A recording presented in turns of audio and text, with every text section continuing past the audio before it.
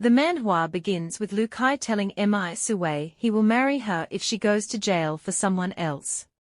Mi Sue is confused and asks what he means. He tells her not to pretend she's dead and to talk. She wonders if she's hearing things. Lukai asks if she's deaf or mute because she isn't answering him. He reminds her that he asked her to pretend to be Linu and spend a few days in jail. He questions her again about why she isn't answering. Mi Sue realizes this man is her ex-husband. Lukai feels a wave of guilt, but Brother Kai reassures her. She didn't mean to hit anyone, it was an accident. Her sister called at the worst time, blaming her for getting too close to people. Yu was just trying to explain when it happened. Brother Kai cuts her off, reminding her to stay calm because of her weak heart. He promises to take care of everything. Yu can't help but smirk at how kind he always is to her. Mi Sue notices that Linu is also present and recalls their phone conversation. In the past, Linu told Mi Sue that she was getting married to Brother Kai. Linu had taunted Mi Sue, mentioning her miscarriage and the death of their parents, implying that Mi Sue was responsible. Linu seemed happy to point out that even Lukai, who Mi Sue favored, was now going to be hers. Linu sarcastically thanked Mi Sue, suggesting that if Mi Sue hadn't been so spoiled and eager for a sister to play with, things might have been different. Linu reflects on her past and realizes how different her life would have been without her adoptive parents. She admits that her ignorance in the past caused Mi Sue to lose a kidney and led to their mother's death while trying to save her. Despite everything, Linu expresses her belief that Mi Sue will come to her aid because she is now her only family. Mi Sue is confused. She remembers falling on the subway, but now finds herself in the Lukai family's villa. Lukai confronts her, frustrated and angry. He can't understand why she constantly hurts her sister, Linu. He believes that if Mi Sue hadn't called Linu, causing her heart condition to worsen, the accident wouldn't have happened. He accuses her of being vicious and insists that she should be smarter. He assures her that if he promises to marry her, he will, but demands that she go to the police station the next morning and confess to being the one who caused the accident. Mi Sue, refusing to listen to more accusations, slaps his hand to cut him off. Mi Sue tells Lukai not to touch her. She's confused about what's happening, but knows she will never forget this moment. This, she realizes, is the start of all her regrets and tragedies. Lukai was once her favorite person. Linu, adopted by her parents as the daughter of a family friend, changed everything. Mi Sue remembers falling in love with Lukai the first time they met because she saved him once, and their parents, who were old friends, had arranged a baby wedding for them. But unexpectedly, Lukai fell in love with Linu instead. Mi Sue realizes that Lukai and Linu love each other, and she was just in the way. She had been naive and unaware, completely devoted to Lukai and easily manipulated by them. She even agreed to go to jail for Linu. In prison, she was bullied, her kidneys ruptured, and she lost her health completely. After she was released from prison, Lukai kept his promise and married her. She thought she had finally found happiness. However, after they got married, Lukai became increasingly cold towards her. Even when she became pregnant, she continued to struggle with Linu's presence in their lives. Mi Sue finally realized her mistake and left the country while pregnant, filled with despair. Her father passed away shortly after, and the physical and mental exhaustion overwhelmed her. The grief caused her to miscarry, and she never got the chance to see her child. It wasn't until she was on the brink of death that she understood it was all part of Linu's conspiracy. Lukai asks Mi Sue what she means. She replies that she won't go, because the hit-and-run accident has nothing to do with her. She reflects that all her misfortunes began when she agreed to go to jail for Linu. Even if it's just a hallucination before death, she vows never to make the same mistake again. She reminds herself of what Linu said, if she turns herself in, she might reduce her punishment by a few days. Confused, Lukai asks what she's talking about. Lukai argues that Linu isn't in good health and can't handle such a place. Sue wonders if being healthy means she's automatically guilty. She decides that Linu's problems are no longer her concern. Reflecting on her past, she questions how she could have been so blind to marry a man so heartless towards her. She firmly states that she has no interest in taking the blame for others anymore. Ready to move on, she wonders if she'll see her parents again when she returns home. Linu calls out for Brother Kai, and Lukai asks Sue if she has any conscience, reminding her that Linu is her sister. Sue responds sharply, questioning how she can be honest with someone who wants her to go to jail. She clarifies that Linu is not her sister by blood, pointing out their different surnames and Linu's status as an adopted member of the Mi family. She argues that conscience depends on who it's for and references a story about a farmer and a poisonous snake to make her point. Linu, upset, says she always treated Sue like a real sister despite not expecting this from her. Lukai tries to calm her down, telling her not to take Sue's words seriously. Linu wonders if Sue took the wrong medicine because of her sudden aggression. She recalls how Sue used to always comply with their requests in the past. Sue firmly denies having a heartless sister like Linu, expressing frustration. Lukai intervenes, urging them to stop arguing now that he has promised to marry Sue. Linu protests, suggesting breaking off the engagement, but Sue stands firm in her decision.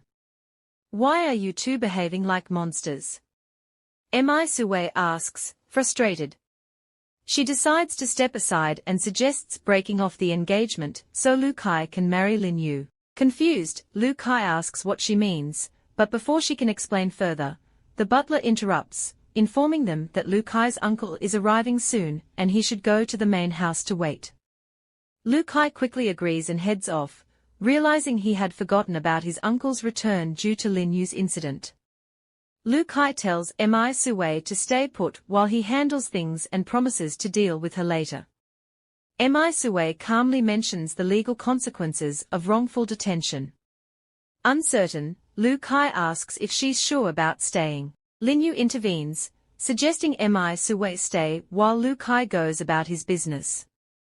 Lukai assures Linu that he'll help her with whatever she needs, no matter what she decides to do. Sue unexpectedly decides to break up with Lukai, much to Linu's surprise. Linu knows Lukai didn't want this, but she wonders if there's any way to change Sue's mind. Linu tries to calm Sue down, offering to send her home, but Sue insists on calling a taxi herself and leaves the house. The driver informs Mr. Lu that due to a thunderstorm, they can't drive faster and might be late to Mr. Lukai's house. Mr. Lukai, unperturbed, doesn't mind the delay. The driver notices that Mr. Lukai's uncle looks younger than expected and wonders if he's the heir to the Lu group at such a young age. Suddenly, they hit someone on the road. What happened? Mr. Lu asks the driver, concerned. It looks like I hit someone, the driver replies. Mr. Lu instructs the driver to park the car, while he goes to check on the person. He approaches Sue and asks if she's okay. Suddenly, Sue turns to him and unexpectedly kisses him. They continue kissing, but Mr. Lu pushes Sue away and looks puzzled. She pleads with him not to leave and asks for a hug. Mr. Lu starts to suspect something is not right with her. Despite this, he decides to carry her into the car and tells the driver to head to the hospital. The driver hesitates, mentioning that Mr. Lukai is waiting, but Mr. Lu insists and tells him to call Lukai to explain the situation. Uncle Lu is on the phone with Lukai. He mentions that he encountered something on the road and now has to take someone to the hospital, so he can't come over tonight. Lukai notices a woman's voice in the background and thinks it sounds familiar. Uncle Lu asks Lukai to tell his sister-in-law that he's sorry and will come to apologize in 2 days. Lukai calls out to him, But Uncle Lu ends the call. Mr. Lu is in the car with Mi Sue, who is feeling extremely hot. He tells her to behave properly, threatening to throw her out if she causes more trouble. Ignoring his warning, she insists he let her hug him because she's too hot. He tells her to let go, but she doesn't listen. Frustrated, he orders the driver to stop the car and takes her outside. The driver wonders if Mr. Lu really plans to abandon her on the road. Instead, Mr. Lu puts her in the trunk and locks it. He gets back in the car and tells the driver to continue driving. Mi Sue wakes up in a hospital room, feeling confused. She wonders where she is and why she's in a hospital. As she tries to piece things together, Mr. Lu walks in and asks if she's awake. She doesn't recognize him and asks who he is. He asks if she remembers what happened the previous night. Flashback to the night before, Mi Sue remembers begging Mr. Lu to hug her, feeling desperate because of the heat. It must have been an intense moment. She chides herself, thinking how crazy it was to touch a stranger like that and leave so many marks. Back in the hospital room, she feels embarrassed and puzzled by her actions. Mr. Lu sees that Mi Sue has remembered the events of the night before and tells her she can answer a few questions. She asks what he wants to know. He begins by asking who she is and why she stopped his car the previous night. Mi Sue is surprised to hear she stopped his car and asks why she would do that. Mr. Lu replies that he's curious too and wants to know why she would risk her safety on such a dangerous night, not even afraid the driver might not stop in time. Flashback to the previous night, Mi Sue recalls getting into a taxi. She was drugged and tied to a tree, but managed to break free. Back in the hospital room, Mi Sue processes her memories and the questions Mr. Lu is asking, still trying to make sense of everything that happened. She insists on calling the police, feeling desperate. He looks at her skeptically, not believing her story. She claims someone turned her into this state, saying she encountered a robbery, got drugged, barely escaped, and then coincidentally ran into him. Mi Sue says it's exactly right. She's confused, thinking she might have gone back in time since things are happening that she didn't experience before. There's a knock at the door, and Mr. Lu tells the person to come in. His colleague enters and says she's awake, and that they need to go because everyone from the company is waiting in the conference room. Mr. Lu comments that a woman, drugged and appeared in front of him, which is a common excuse, but she acted the best. She questions if he thinks she appeared intentionally to seduce him.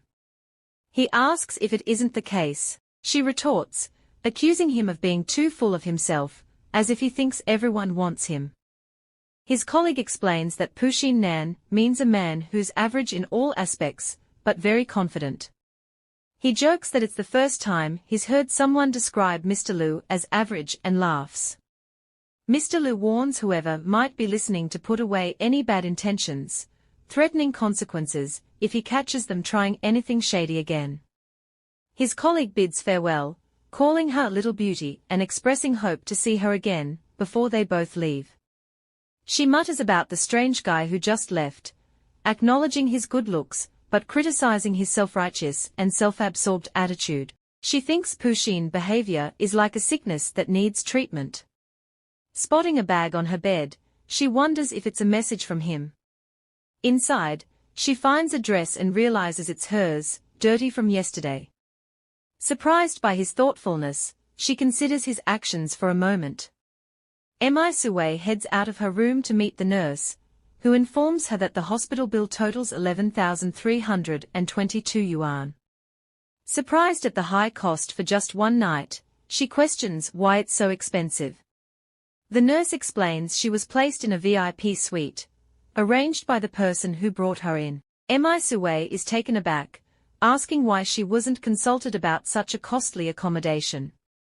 The nurse advises her to discuss any concerns with the person who arranged it. Mi Sue reflects to herself that Pushin is a negative trait, damaging both physical and mental health while also affecting judgment. Wondering why someone would assume she couldn't afford a hospital bill exceeding 10,000 yuan for one night, she checks her pockets and curses, realizing the robbers had taken her purse. The nurse notices something's wrong and asks Mi Sue about it. Mi Sue explains that she lost her phone and can't make the payment. She asks the nurse to lend her a phone so she can contact someone for help. Feeling unprepared mentally, she realizes the only option she has is to rely on them. The security guard overhears and offers his help, asking who needs to borrow a phone. Mi Sue thanks him and says she needs it right away. Mi Sue calls her mom, who is relieved to hear from her.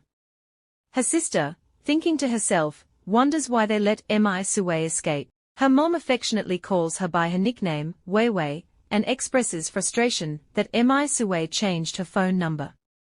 She asks how Mi Sue has been and mentions that both she and Mi Sue's dad miss her. Her dad interjects with harsh words, calling Mi Sue unfilial for leaving and saying she shouldn't come back. Her mom reassures Mi Sue that her dad misses her too and asks where she is now, wanting to know her whereabouts. "I am at City First Hospital. I lost my phone and can't pay the bill," Mi Sue tells her mom over the phone. Her mom asks what happened, and Mi Sue requests money to cover the hospital costs. Her mom assures her not to worry and promises to come get her. She ends the call abruptly. Mi Sue's dad questions why her mom answered, criticizing Mi Sue for going out alone and ending up in the hospital without money. He interrupts, asking if her mom brought her purse. Mi Sue expresses her gratitude to the guard and hands back the phone. He assures her it's no trouble. Reflecting quietly, Mi Sue recalls how she moved out of her parents' house in anger, cutting off contact when things went wrong and feeling some resentment. She realizes now that her parents always loved her, her mom forgiving her mistakes and her dad silently supporting her. Sadly, she regrets that she only understood this after they passed away. Determined, she vows to protect them this time. Meanwhile, the security guard makes a call as instructed. He reports that he lent Mi Sue the phone for a call, then receives further instructions to send the number and continue monitoring her. Linu and her mom enter the hospital. Linu points out her older sister, Mi Sue, and they rush over. Mi Sue's mom asks if she's okay, relieved to see her. Linu expresses their worry, but Mi Sue questions her sincerity. Linu urges their mom to look at Mi Sue's behavior, but Mi Sue insists Linu is at fault for something. Linu interrupts, defending Mi Sue and blaming herself for upsetting her. She regrets not accompanying Mi Sue, which might have prevented her hospitalization. Linu suggests they sit and rest while she handles the bill, calling out to her mom as she leaves to pay. Mi Sue's mom reassures her, pointing out that Linu genuinely cares. She asks Mi Sue to forgive any mistakes Linu might have made. Mi Sue agrees and suggests her mom sit down and rest for a while. Thanks to Linu, Mi Sue's parents still hold a significant misunderstanding about her. Mi Sue fears they won't trust anything she says anymore. In her previous life, she had been imprisoned and subjected to severe beatings ordered by Linu. This resulted in serious kidney damage, necessitating a transplant. Mi Sue later discovered that her mom had been the organ donor, but by then, her mom's health had deteriorated critically, leading to her passing away.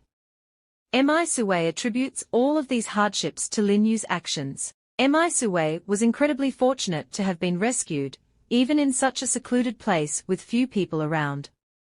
Linu wonders to herself who this unknown person is that thwarted her good intentions. She ponders whether it was Lu Tingyuan, who saved Mi Sue, and arranged for her to stay in a VIP room. The name strikes a familiar chord, prompting Linu to decide she needs to investigate further later on. The security guard follows Mi Sue and her mom into a room, pretending he's just going upstairs when questioned. Mi Sue becomes suspicious and grabs his phone, accusing him of secretly taking pictures. Threatening to call the police, she demands answers. The guard confesses that he's been paid to keep an eye on her at the hospital and take photos, but claims he doesn't know who hired him or why. Mi Sue presses him for details, asking how he communicated with the person who hired him. He admits the only contact was through the person's phone number, the most recent one stored on his phone. Mi Sue wonders why someone would be taking pictures of her and her mom, wondering if it's connected to the events from the previous night. She decides to dial the number found on the security guard's phone. A man answers and asks if there are any new discoveries. Mi Sue demands to know who he is and why he hired someone to secretly follow and photograph her. The man calls her Little Beauty and tries to jog her memory. Frustrated, Mi Sue eventually remembers him as an underling of the arrogant man she previously encountered. She demands to know what he wants and what his boss is planning. "Do you know who this person you keep calling Pushin Man is?" he asks, advising against using such a nickname. Mi Sue asks if that's Mr. Lu on the phone. The man confirms that Mi Sue was quick to uncover the person he sent. He adds a surprising revelation: she is Lukai's fiancé, Mr. Lu's nephew. Shocked, Mi Sue questions the coincidence that this Pushin guy is related to Lukai. Mr. Lu then requests the phone to speak. "This is Lu Tingyuan, Lukai's uncle. Given our family connection, I'm also your elder," he explains. Mi Sue questions why he had someone tracking her. He apologizes, saying he mistook the situation for potential industrial espionage using a honey trap. Mi Sue seeks confirmation that she's in the clear now. Lu Tingyuan reassures her, stating that Lukai's fiancé would never be involved in such things. "Thank you for saving me yesterday. I'll repay the favor when I get the chance. However, I'm soon breaking off my engagement with Lukai, so you won't be my elder anymore, little uncle," she says before hanging up. Mi Sue laments her bad luck that this Pushin man turns out to be Lukai's uncle, who doesn't look much older than her. She reassures herself that once the engagement is annulled, she won't have to deal with his pretense of wisdom anymore. Meanwhile, in Mr. Lu's office, discussions continue. His colleague asks what she said, mentioning her desire to end the engagement with his nephew, Lukai. Mr. Lu wonders why Mi Sue wants to call off the engagement, noting rumors that Lukai isn't treating her well and is instead focused on Linu, the adopted daughter of the Mi family. His colleague describes Linu as a delicate flower, contrasting her temperament with Mi Sue's. Mr. Lu jokes about his colleague's preference for a domineering type, implying a different romantic taste. Mi Sue overhears Linu talking to a nurse. Linu mentions their older sister's open-minded nature, suggesting she often hangs out with questionable men at bars, making situations like being drugged seem normal for her. Changing the subject, Linu asks about the man addressed as President Lu who brought Mi Sue yesterday. Just then, Mi Sue opens the door and interrupts, commenting on their gossip and expressing interest in joining the conversation. Linu questions her older sister's presence. Mi Sue explains she's there to pack her things and prepare to leave the hospital, wondering why Linu stopped chatting. Linu clarifies she was just talking briefly with the nurse and denies any ulterior motives. Mi Sue confronts Linu, accusing her of scheming to win over Lukai despite Mi Sue's decision to end their engagement. Linu denies this, claiming Lukai is her future brother-in-law, and insisting Mi Sue has always harbored a childhood crush on him. Mi Sue reflects on how she once believed she had the most obedient and adorable little sister, and thought she had found the love of her life. Now, she realizes she's been manipulated by both of them. She asserts that she no longer has any interest in Lukai and insists that after she breaks off the engagement, Linu must move out of the Mi family and stay away from her. Linu is shocked and asks why Mi Sue would say such a thing, emphasizing that Mi Sue and their parents are her only family. Mi Sue retorts that it's Linu's problem and suggests she could live with Lukai if they like each other so much. Linu tries to explain that Lukai sees her as a sister and they both love Mi Sue dearly, denying any intention of betrayal. Mi Sue is frustrated with Linu's ability to appear innocent whenever there's a problem. She wonders when Linu began harboring ill feelings toward her. Mi Sue decides she can no longer pretend to be affectionate with her sister. She confronts Linu, threatening to reveal something that could land her in jail, questioning whether their parents would still accept her as their daughter. Mi Sue leaves, feeling fed up with Linu's pretenses. Meanwhile, Linu is angered by Mi Sue's attitude, resenting the implication that having parents makes one superior. She receives a picture from the nurse and vows to ruin everything Mi Sue has once she's no longer protected by their parents. Linu plans to challenge Mi Sue's arrogance. At the Mi family villa, Mi Sue's mom asks if her room is ready. Mi Sue agrees and her mom suggests she rest while she checks on the room. Mi Sue walks through the familiar house, reminiscing about the past. She recalls longing for a baby sister to play with every day, and the times her mom stood up for her in court. Memories of her dad pleading for her not to leave the country also come flooding back. Mi Sue realizes she used to take her parents' love for granted, especially after breaking off her engagement with Lukai. She now regrets ignoring her father's loneliness and wonders if he resented her in the end, especially during his time alone in the hospital. Mi Sue's father greets her with a hint of sarcasm, questioning her sudden return now that she's out of money. She tries to explain, calling him dad, but he responds with disbelief, hurt by her absence. Mi Sue embraces her father warmly as she returns home. He asks if someone bullied her outside, but she reassures him that she simply missed him. Concerned, he asks about her hospitalization, and she assures him she's fine. Then, Linu informs them about how she ended up in the hospital, revealing that two men brought her there and left her without her phone or purse to pay. Mi Sue reflects silently on how in her past life, she never realized that Linu was somehow involved whenever they argued.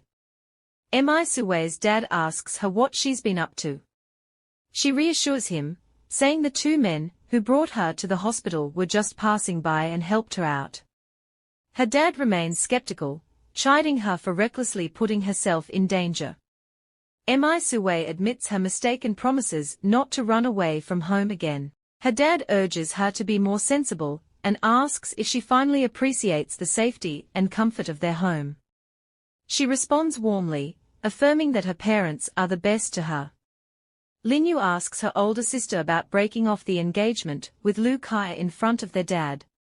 Confused, their dad questions Mi Sue's sudden change of heart about marriage. Linu tries to calm her dad, warning him about his blood pressure. "Dad, relax. I was just about to bring this up with you and Mom. I've thought it over, and marriage is a big commitment. Lukai and I don't really fit well together," Mi Sue explains. Her dad questions how she can be so sure they are not compatible, given their long history together. She tries to clarify her reasons, but her dad interrupts, acknowledging that engagement is serious and suggesting they table the discussion for now. Okay, she agrees, accepting his decision. Breaking off her engagement with Lukai turns out to be more difficult than Mi Sue expected. They've been promised to each other since childhood, so she knows her father and the Lu family won't easily accept it without a good reason. Linu wonders why everyone is still trying to persuade her. Lately, she's noticed a change in Mi Sue. She's become like a different person. She had always wanted to marry Lukai, so why suddenly give up? She starts to suspect if there's something more behind her decision. Mi Sue asks Linu why she's only concerned about her, and reminds her that she has something important to discuss with their parents too. Linu denies having anything to share, but Mi Sue insists they need to address the issue together. She brings up the incident where Linu had hit someone while driving. Linu denies hitting anyone, but her father presses her about it. Suddenly, Linu cries out in pain, clutching her chest. Concerned, her mother asks if her heart condition is acting up again. Linu explains that it hurts a lot. Her mother instructs her father to fetch her medicine from Linu's room to help alleviate the pain.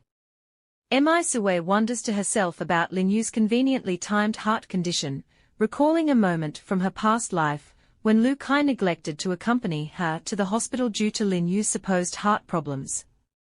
She questions whether Linu's current distress is genuine or an act. Just then, the maid informs her that Lukai has arrived.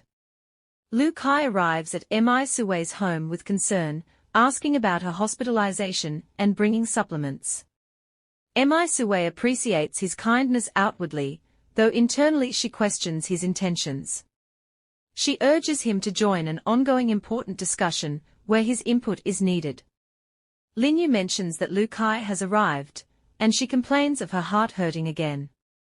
Her father goes to get her medicine while her mother expresses concern. Mi-sue regrets not considering Linu's feelings in the rush to solve the problem quickly. Lukai confronts Mi-sue about informing their parents of Linu's hit-and-run incident.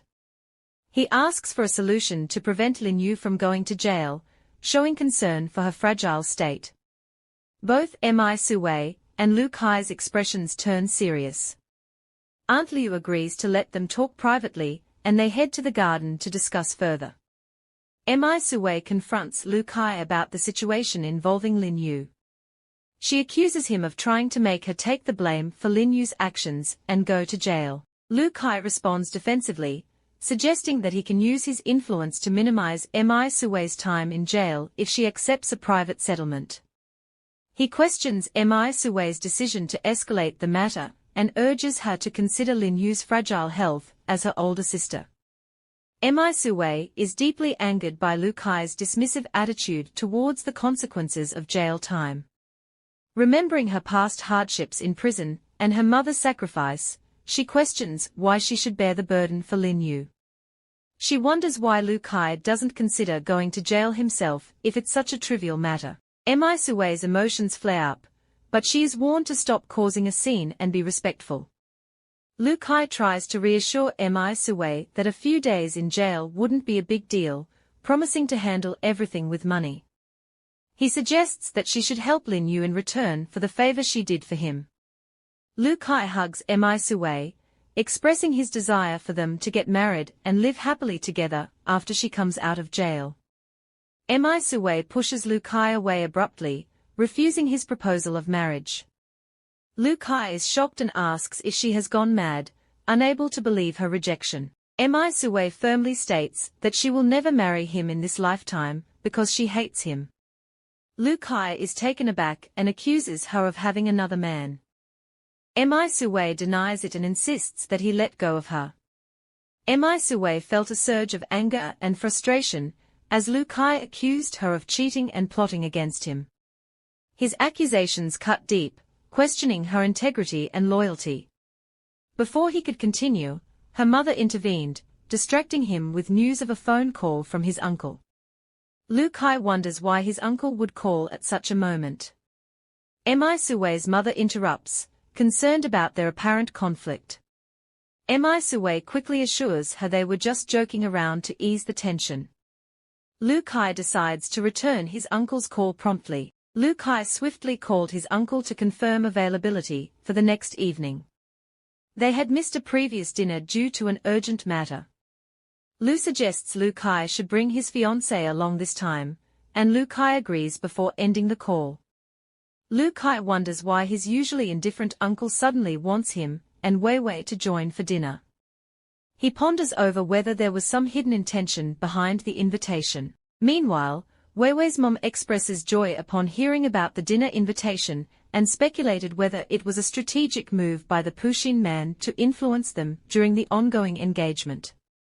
Mi-sue was about to decline the dinner invitation silently to herself, when her mom interrupted, insisting that she should go and get acquainted with his uncle.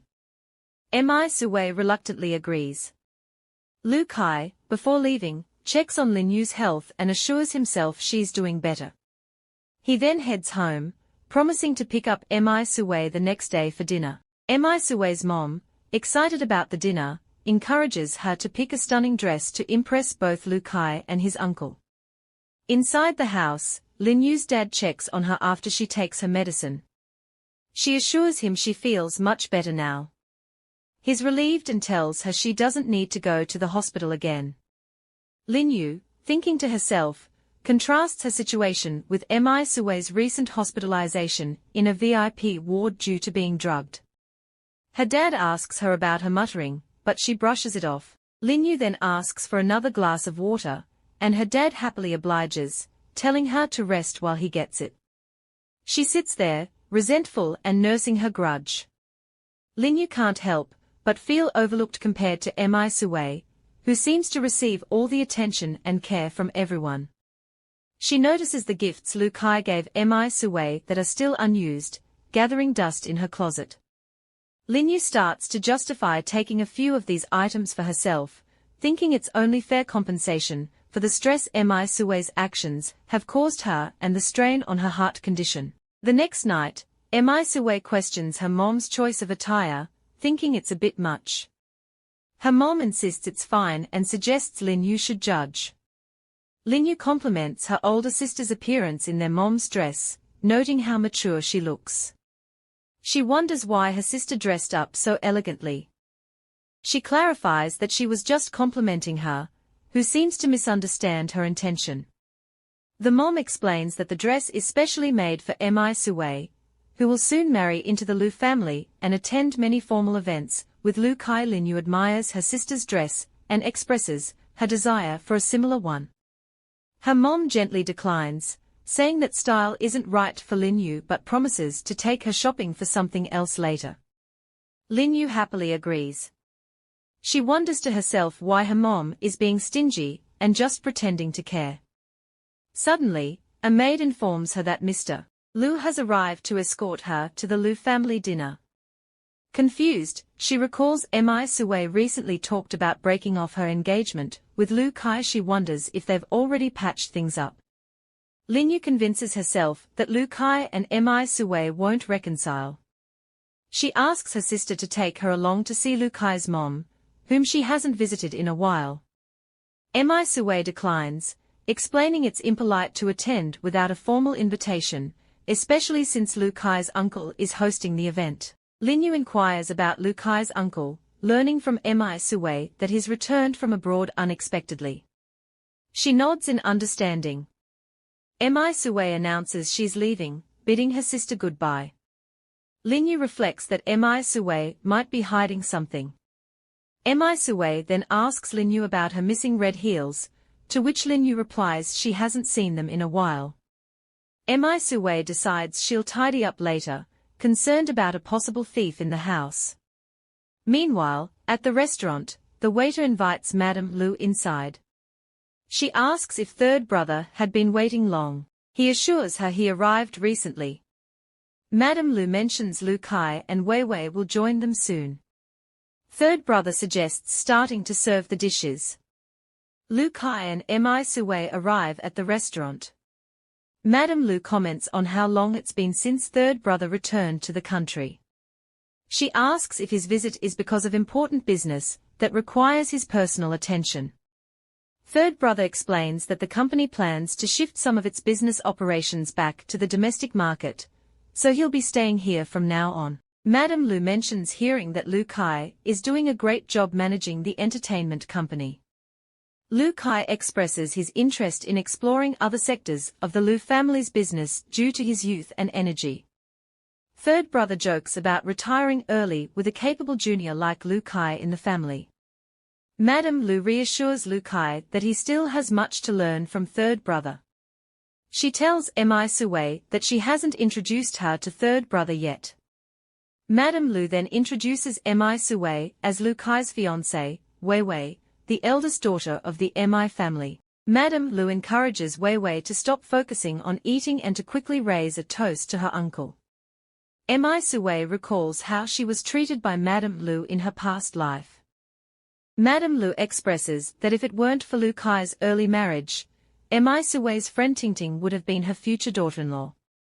She then instructs Wei Wei on household management and frugality, reminding her to oversee the villa's cleaning, but leave other chores to the maid. Madame Lu advises Wei Wei to prioritize caring for her husband and mother-in-law now that she's part of the Lu family.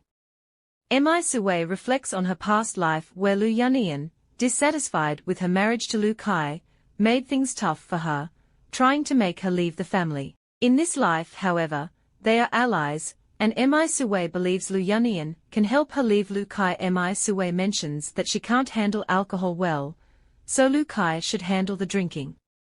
Lukai apologizes for Wei Wei's informality, explaining that she's used to being casual at home.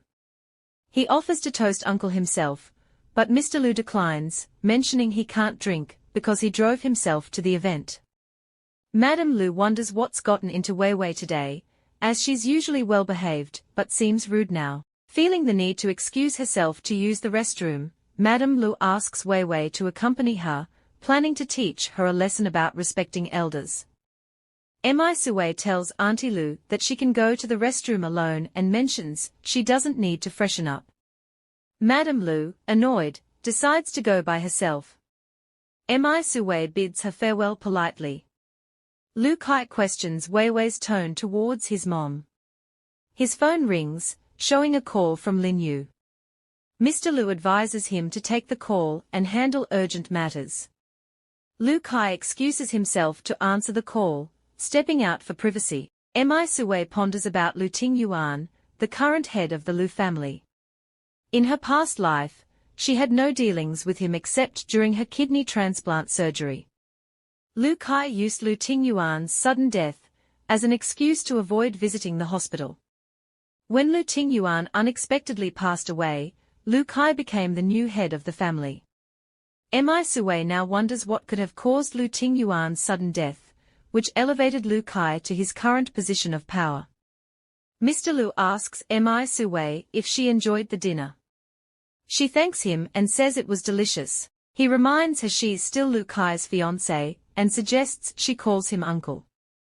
She responds that she has already informed him about her decision to end the engagement with Lukai. She wonders to herself if Mr. Lu purposely invited her to provoke a reaction. Mr. Lu asks why she feels that way. He mentions how Lukai is regarded as the most outstanding among the younger generation of the Lu family. He questions Mi Sui about her sudden decision to break off the engagement with Lukai, expressing a desire to understand her reasons despite the engagement being arranged when they were children. Mi Sui silently questions why she should explain herself, thinking about her regression and the changes in her feelings. She tells Mr. Lu that the reason isn't crucial, and that ending the engagement is her personal choice. Mr. Lu then shows her a video, pointing out that just 2 days ago she was still affectionate towards Lukai, but now her attitude has drastically shifted. He emphasizes that engagements among the Lu family heirs are serious matters, and hopes Mi Sui can provide a reasonable explanation to ease the situation. Mi Sui fears that any scandal could harm the Lu family group's stock. The real reason behind her decision to break off the engagement with Lukai is that Lukai and Linu were responsible for her family's downfall, leaving her orphaned. She knows that even if she were to voice this reason as a member of the Lu family, they would likely side with Lukai, her father, grateful to Mi Sui for risking her life, not only thanked her, but also admired her, secretly including 10% of the Lu family's shares in the engagement. Upon marriage, Lukai and Mi Sui were set to jointly own these shares. However, if the engagement were to be terminated prematurely, Mi Sui still has the option to keep the 10% shares alone, given as a token of appreciation from the Lu family for saving Lukai's life. Her sister feels it's unfair that these shares, originally intended for Lukai, now go to an outsider. However, the fact remains unchanged as only the Lu family is aware of this arrangement. Mr. Lu wonders if Mi Sui already knows about the shares, and if she proposed ending the engagement to gain sole control over them. She wonders why Mr. Lu is so invested in her engagement with Lukai. Mi Sui considers if fabricating a suitable reason would satisfy him. She recalls their hospital conversation and ponders whether saying she prefers more mature men, like Mr. Lu himself, could be a believable excuse. Mi Sui thinks this reason might appeal to Lu Tingyuan's arrogance, and make him more inclined to accept her decision. Lukai questions Mr. Lu about what he's doing with Mi Sue.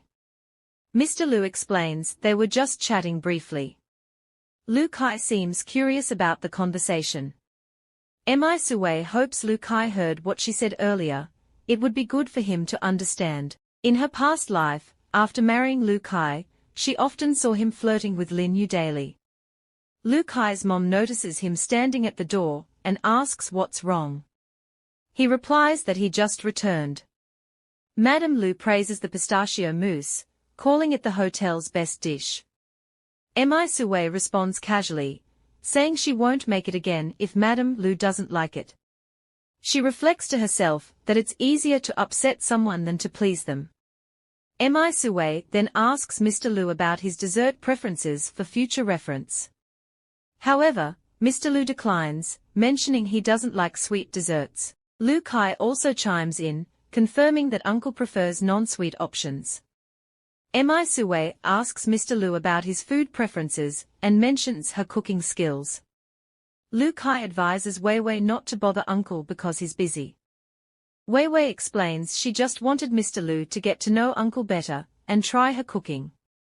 Lukai notices Mr. Lu's neck injury and asks about it, to which Mr. Lu attributes to a mosquito bite. Lukai offers to check and suggests getting ointment.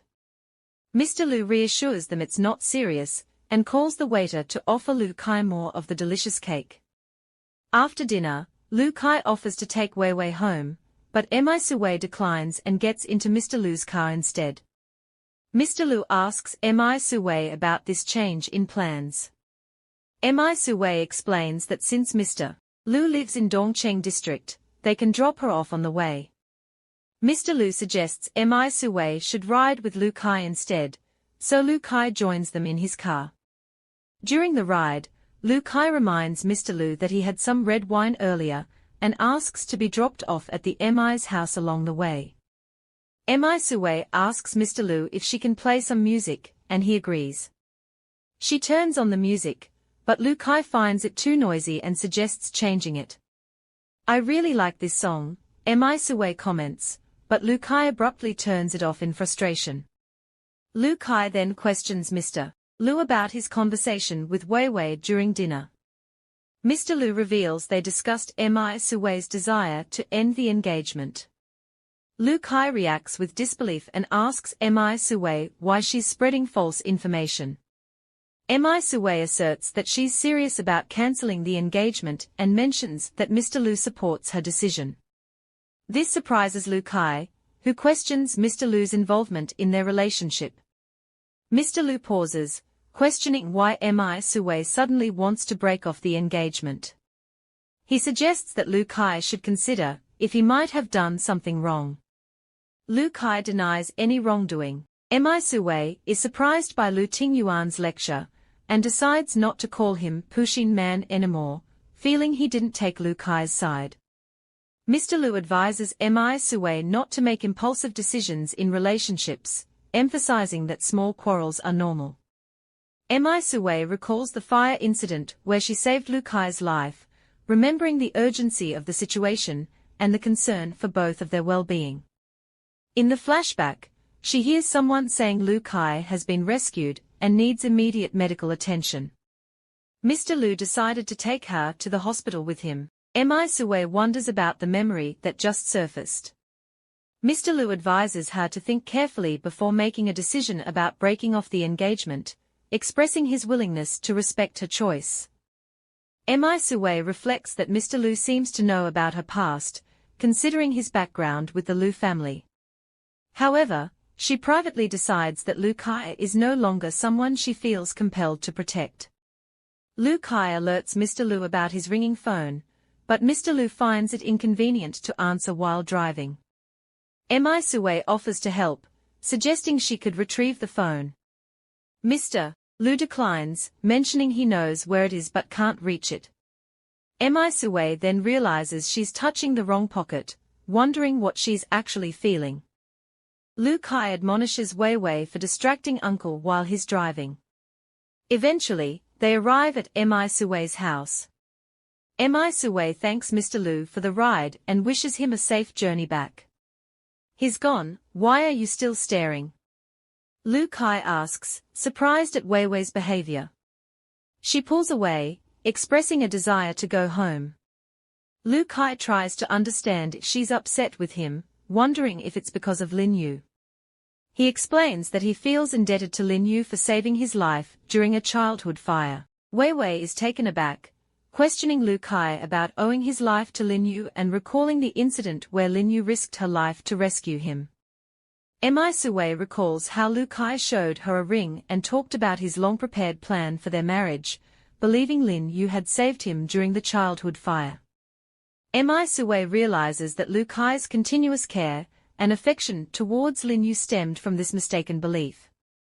She reflects on how Lukai's devotion to Linu was based on a misunderstanding, as it was actually Mi Sui who had rescued him. Wei Wei expresses doubt and calls Lukai a hypocrite. Lukai tries to reassure her about their future happiness. However, Wei Wei remains skeptical, remembering how in her past life, she sacrificed herself for him and suffered as a result. Mi Sui reflects on the hard lesson she learned about love and sacrifice. She removes the ring and tosses it towards Lukai, whether you prefer Linu or not, it's no concern of mine. We need to end this engagement, she declares. In her mind, she resolves not to get involved with him anymore in this life. She allows him to continue misunderstanding and enjoying his relationship with Linu. Mi Sui hears the commotion downstairs and wonders what's happening. A man demands an explanation and pushes past the maid. Her father steps in, warning them about trespassing and threatening to call the police. The man accuses his daughter of hitting someone with her car and leaving the scene. Tensions rise as they argue over the situation, with both sides adamant about their stance. Mi Sui's father questions Linu about the accident, but Linu denies any involvement. The man interrupts, pointing directly at Mi Sui as she descends the stairs. Mi Sui's parents confront her, accusing her of causing an accident and trying to cover it up. They show her a picture on a phone as evidence. Mi Sui denies the accusation and questions the evidence. Linu apologizes, admitting the truth that she was driving during the accident. Mi Sui's father presses for clarification, asking Linu directly who was driving. Linu hesitates, expressing fear of Mi Sui's anger. Mi Sui's father accuses Mi Sui of coercing Linu into taking the blame, scolding her for threatening her own sister. Mi Sui is puzzled by the accusations against her, recalling her past life, where she took the blame for Linu in a similar incident. She wonders why there's now a fabricated photo to frame her when there was no such evidence during her previous trial. Despite noticing something awry, Mi Sui remains composed. Meanwhile, Linu, aware of having multiple pieces of evidence, contemplates the situation silently, knowing that even if Mi Sui doesn't defend herself, the truth may eventually come to light. Mi Sui confronts unexpected visitors claiming compensation for a supposed hit-and-run incident. They assert that Mr. Zhong, allegedly injured by Mi Sui's actions, is in dire financial straits. They propose a settlement to avoid escalating the situation legally. Mi Sui, seemingly unfazed, offers a sarcastic response, dismissing their demands with a symbolic amount of money. The men insist on a substantial sum, detailing various expenses including medical bills and compensation for injuries. Mi Sui responds provocatively, emphasizing the meager amount she is willing to pay, challenging their claims. The man confronts Mi Sui, accusing her of treating them like beggars by offering a minimal amount of money. Mi Sui denies causing the accident and criticizes their attempt to extort 2 million yuan based on a fake photo. Her mother questions the validity of the evidence, prompting Mi Sui to assert confidently that she has proof to refute the accusations. The man warns of dire consequences if they proceed to court, but Mi Sui remains steadfast, challenging them to go ahead with legal action. Meanwhile, he wonders if Linu might be manipulating the situation. Mi Sue's father questions Wei Wei about the accident, and she denies any involvement. Mi Sue feels hurt, because her father's trust in her has been shaken due to Lin Yu's past influence. She wonders if this time too, Lin Yu's influence will sway her father's belief. Meanwhile, Lin Yu believes Mi Sue is bluffing and has no evidence to support her claims against the accusations. Mr. Mi stands firm and insists that his daughter didn't hit anyone. He warns the men to leave his house, or he will call the police. The men argue that they are offering a chance to settle the matter quietly, emphasizing the serious legal consequences if the case goes to court. They explain that even if they wanted to drop the charges later, criminal prosecution could prevent it. Auntie Liu, please call the police, Mi Sue insists. Her dad worries to himself about the physical evidence and eyewitnesses against Wei Wei, realizing she could be at a disadvantage in court. What's going on? The man questions. Mi Sue asserts again that she didn't cause the accident and challenges them to take their evidence to court. She warns them about the consequences of falsely accusing someone and suggests they find the real culprit instead. Lin Yu intervenes, taking Auntie Liu's phone and threatening to call the police if they don't leave immediately. The men hesitate briefly, then decide to leave, cautioning Mi Sue and Lin Yu not to regret their actions later. After the tense confrontation with the men claiming she was responsible for a hit-and-run, Mi Sue's father offered his support, urging her to involve him and her mother in such matters in the future.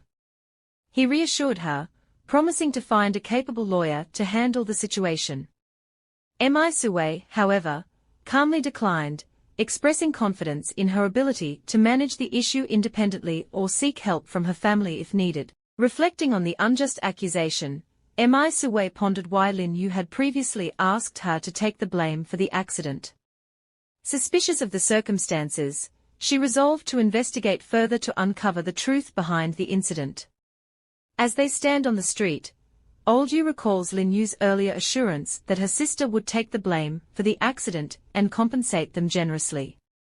He remembers her mentioning that her adoptive parents wouldn't offer much, but her biological parents would be willing to give up all their assets to settle any claims against her. This revelation makes him wonder if Lin Yu had manipulated them all along, using her sister to evade consequences while promising substantial compensation. He receives a text from Lin Yu explaining that Mi Sue has no evidence because she only found out about the accident yesterday. Lin Yu warns him that if he doesn't get the money, he'll face dire consequences.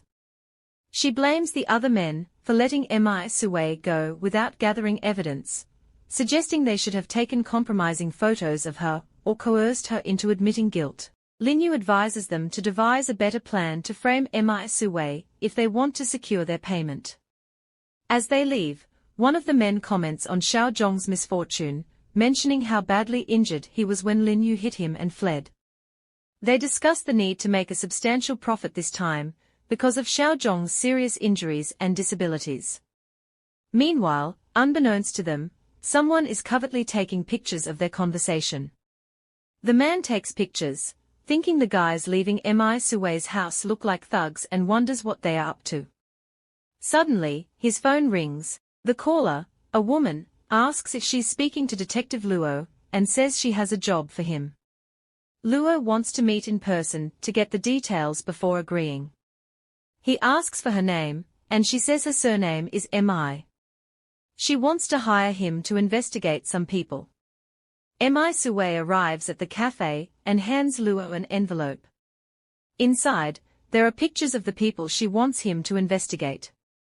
She explains that she needs to know their identities, job details, recent activities, and the people they've met. Luo is surprised because she's the one his new client asked him to spy on. Sue notices his reaction and asks if there's a problem.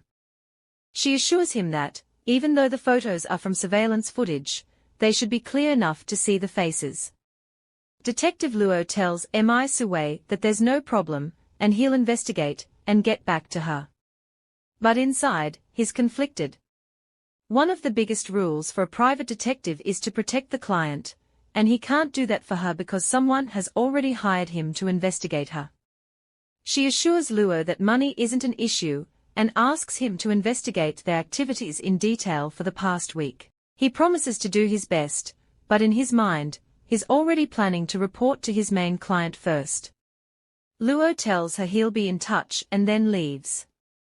Mi Sue is still in the cafe when she overhears a conversation between a mother and daughter at the next table. The daughter tells her mom that she needs to go for regular checkups and asks why she hasn't gone yet.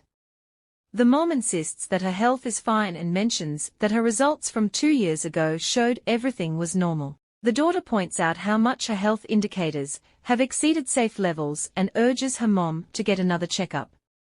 She's clearly worried that if her mom doesn't go to the hospital soon, they might discover a deadly illness too late to do anything about it. Mi Sue remembers that in her past life, her mom overworked herself and didn't know she had chronic obstructive pulmonary disease (COPD). Her mom even gave her a kidney, which led to her death from respiratory failure. Feeling a surge of guilt and determination, Mi Sue picks up her phone and calls her mom. She silently promises herself that she won't let that happen again in this life. Detective Luo meets Mr. Lu in his car. Mr. Lu asks what he has found out. Luo explains that Miss Mi, the woman Mr. Lu asked him to investigate, approached him today. He mentions that the people she wants investigated are either street thugs from Easy City or habitual fraudsters, both very difficult to deal with. Mr. Lu asks if they are fraudsters, and Luo admits he hasn't had the chance to investigate yet. He also reminds Mr. Lu that he has accepted his commission to investigate Miss Mi, so he can't take her case anymore. Mr. Lu says he'll take the files with him, and the detective agrees, mentioning that he has backups. Luo then asks if he can take Mi Sue's commission. Mr. Lu checks if he's free, and Luo admits he's not, but he'll follow Mr. Lu's instructions. Mr. Lu tells him to help her out and see if she has any other problems, then asks him to keep him updated. The detective steps out of the car, puzzled. 1 minute Mr. Lu asks if he's free, and Luo thinks Mr. Lu is upset about him getting involved in Mi Sue's issues. The next minute, Mr. Lu wants him to help her. He shakes his head, thinking that rich people's thoughts are hard to understand. He wonders why Mr. Lu wants him to investigate who Mi Sue is in contact with. Meanwhile, Mr. Lu is lost in thought, questioning his own actions. He only needs Luo to investigate if Mi Sue is colluding with anyone for the Lu family shares. So why is he worried about her disputes with the thugs? He knows the Lu family's stock has been fluctuating lately, and Mi Sue wants to withdraw from the marriage. The shares she holds are like a ticking bomb. Resolving the issues with the fraudsters is also a way to investigate her true motives for wanting out of the marriage. He reminds himself that everything he's doing is for the Lu family. Mi Sue and her mom go to the hospital to see the doctor. The doctor tells them it's good they discovered the issue early. While COPD is a chronic disease that can have serious effects if not treated on time, catching it early can make a big difference. Mi Sue's mom asks if it's really that serious. Mi Sue then asks if her mom needs to be hospitalized. The doctor reassures them that it's not that serious. He says he'll prescribe some medicine and stresses that it must be taken as directed, along with keeping up with regular checkups. Mi Sue and her mom both sigh with relief. Mi Sue feels relieved that it's not too late. Her mom thanks her for insisting on the checkup, saying that otherwise, she wouldn't have realized how serious her usual coughing was. The doctor comments that Mi Sue is a good daughter, unlike his own, who just plays all day. Mi Sue's mom agrees, saying that indeed, Mi Sue is a good daughter. Mi Sue thinks to herself that she's not a good daughter. If she hadn't been so foolish in her past life, she wouldn't have caused trouble for her parents and ended up with such a tragic result. Mi Sue's mom asks if she's crying. Mi Sue says she's afraid something bad might happen to her mom. Her mom reminds her that the doctor said it's nothing major, and that she'll be fine since it's not a serious illness. Mi Sue feels guilty, saying she neglected her mom too much. Her mom tells her that even though she's an adult, she's acting like a child. She promises to cook her mom's favorite dish when they get home and tells her to relax while she gets the medicine. Mi Sue also promises herself that she won't let Linu hurt her parents this time. The elevator doors open, and Mi Sue sees Linu and Lukai. She quickly says she needs to get medicine and doesn't have time to talk. Linu asks why her sister is in the hospital, and if it's because she's feeling unwell after meeting those two men last time. Linu thinks to herself that Lukai seems disgusted by her now. Mi Sue explains that she was fine before, but now she feels uncomfortable after seeing their faces. Linu starts crying and says to Lukai that she's only worried about her sister and asks why he always treats her badly. Lukai wonders why Mi Sue looks like she's been crying. He tells her that if she feels unwell, she should see a doctor and take medicine, because crying won't help. Mi Sue responds that it's none of his business, and he should focus on Linu instead.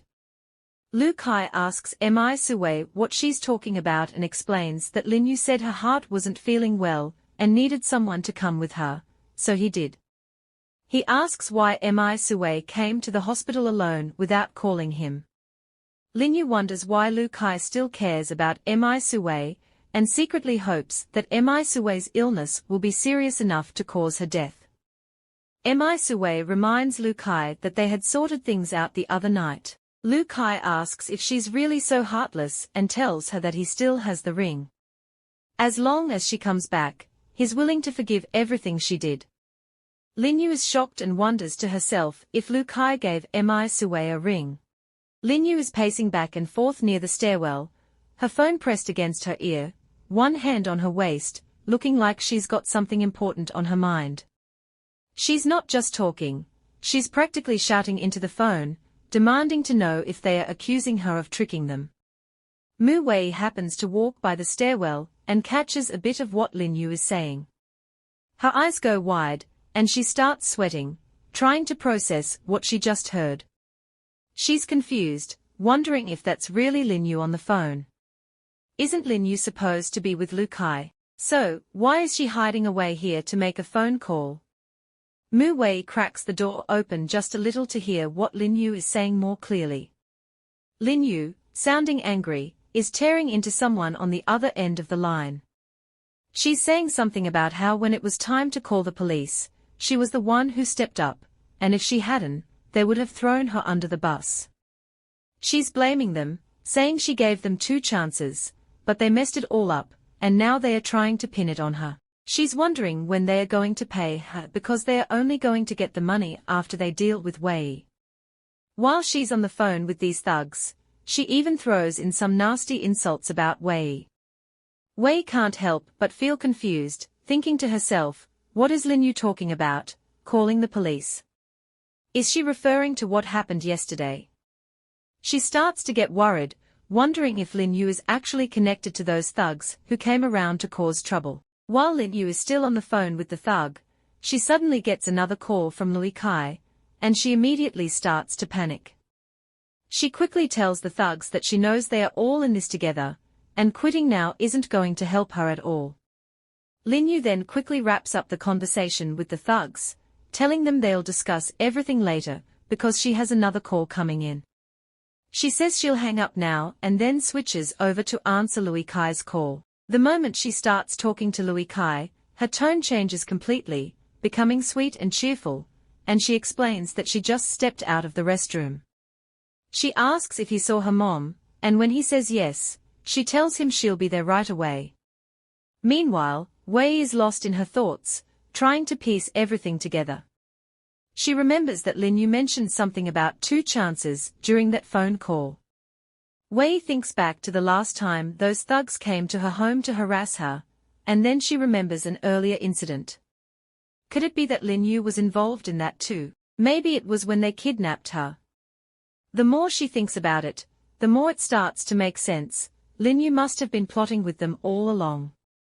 She suddenly recalls the night when those thugs hijacked her in the rain and drugged her, making her feel sick. Wei can't believe that Linu, Someone she's never wronged, could be scheming against her like this. The pain and suffering she endured in prison during her past life come flooding back to her mind, and she starts to think that maybe Linu needs to experience that kind of suffering too.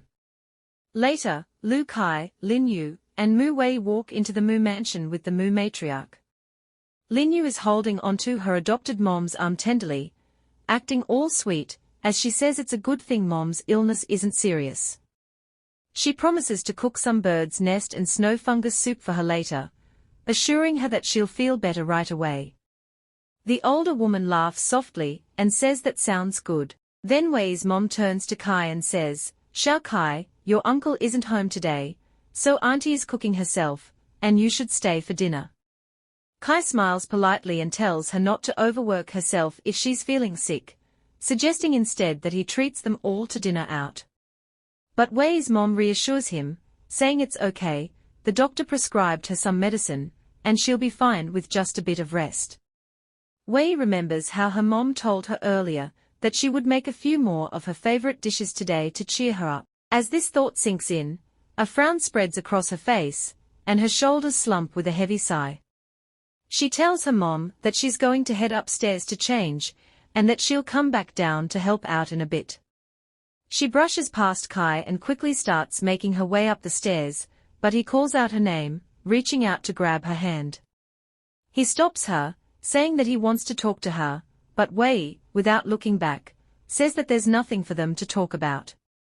She pulls her hand away and continues climbing the stairs, but Kai calls after her, asking her to wait. Linu, noticing the tension, turns to Wei's mom and says with concern in her voice, "Mom, it seems like sister and brother Kai are arguing. Do you think Wei is upset because he went to the hospital with me today?" Without waiting for reply, she quickly dashes toward the stairs, saying she'll go explain everything to Wei.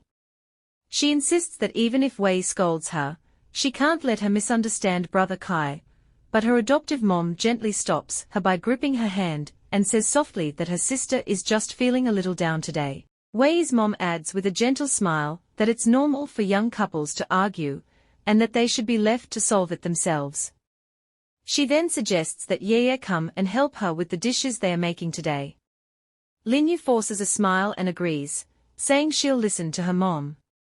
But inside, she's thinking something completely different. She feels that her adoptive parents may act kind toward her on the surface, but in reality, everything still revolves around Musawei. She thinks to herself that once they lose her, they'll see if they can still smile the same way. Meanwhile, upstairs, Kai and Wei are in the middle of an argument. Wei tries to close her door, but Kai stops her by gripping it and pushing it back open. She screams at him, demanding to know when he'll finally stop. Kai, looking frustrated, admits that he was wrong. Wei's eyes widen in surprise, and she can't help but tilt her head with a look of disbelief. She sarcastically asks if she just heard Xiaolu apologizing to her. Kai steps closer, his voice rising as he shouts that yes, he said he was wrong, and asks if she's satisfied now. He tells her to stop messing around, and says he'll go back and talk with his family so they can get married immediately. Wei scoffs at his words, her expression cold as she tries to pull her hand out of Kai's grip. She glares at him and asks, "So, marrying me was just a way to make me take Linu's place in jail, right?" Kai's face pales, and sweat starts dripping down his forehead. He quickly tries to reassure her, saying that she doesn't have to go to jail, and that he knows it was his fault. He shouldn't have let her take Linu's place, and as for the car accident, he'll find another way to deal with it. He asks if that will be enough. Wei frowns, her eyes narrowing as she finally frees her hand from his grip, and after a pause, she says, "Okay." Just as Kai is about to say something else, Wei cuts him off, her voice firm. She tells him that solving Linu's problems is his responsibility, but it has nothing to do with their engagement.